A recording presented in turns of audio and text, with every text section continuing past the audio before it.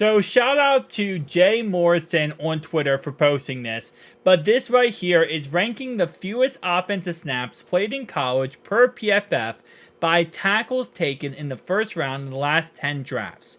And you can see, yes, Amarius Mims comes in at 803 snaps, which isn't even the lowest total possible. As you can see, DJ Humphries, 594 snaps, who is currently still the starter on Arizona's roster as of 8 years later. So, for those who are going to say, well, that proves that Amarius Mims is going to be a bust, DJ Humphries and Titus Howard are both still starters on their said rosters. Texans starting roster, Titus Howard. DJ Humphries still a starter on Arizona's roster.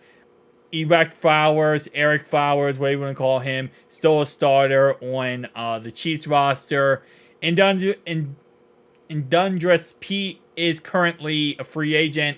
Garrett Bowles still a starter in Denver. Ryan Ramczyk still a starter in the Saints. He has injury concerns, but it is what it is.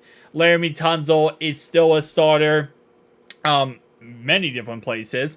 Broderick Jones is still a starter for the Steelers. Obviously, just got drafted. Penny Sewell, one of the best in the league. So just because the fact that, again, a player might not play that many snaps doesn't mean that they're automatically a bust or they're not going to be good in the NFL. So here is this. I went ahead and went through all these players, and the greens they are not a bust, and the reds means they are a bust. So you can see there's more players who are bust on the right-hand side than the left-hand side.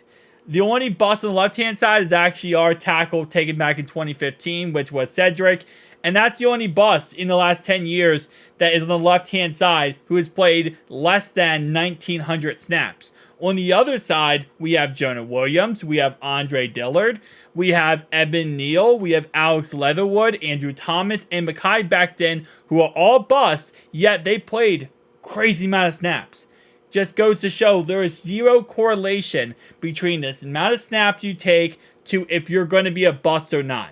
I know nowadays, especially with, statistics and all types of metrics, we all want to create this perfect formula on whether or not a player is going to be a bust.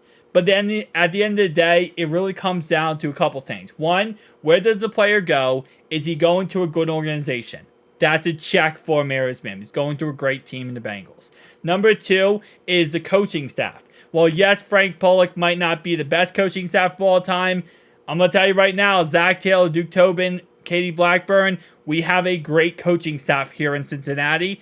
Number three, who is he learning behind of? Who is he sitting behind?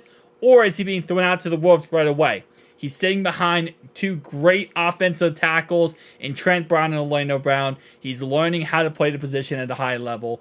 I know he might not have many snaps, but again, look at the fact of right around him, same amount of snaps that he had, all those guys are hits.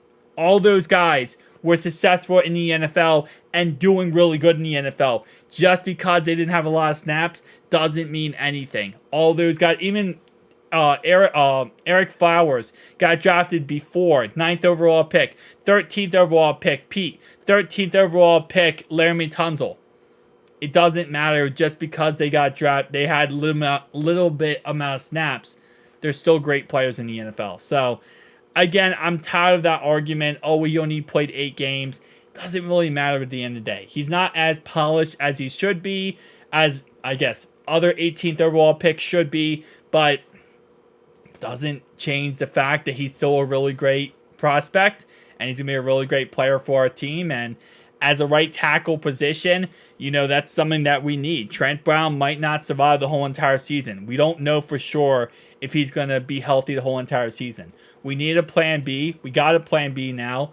Yes, he's 6'8" and 340 pounds, and that's something that for some reason we are addicted to having. The biggest, craziest size lineman possible, but maybe it'll work out in the end, right? But let's just hope that we don't have to see Mims this year, and Mims doesn't have to come in, and Trent Brown plays the whole entire season and the playoffs and the Super Bowl, and we're all good and everything is fine.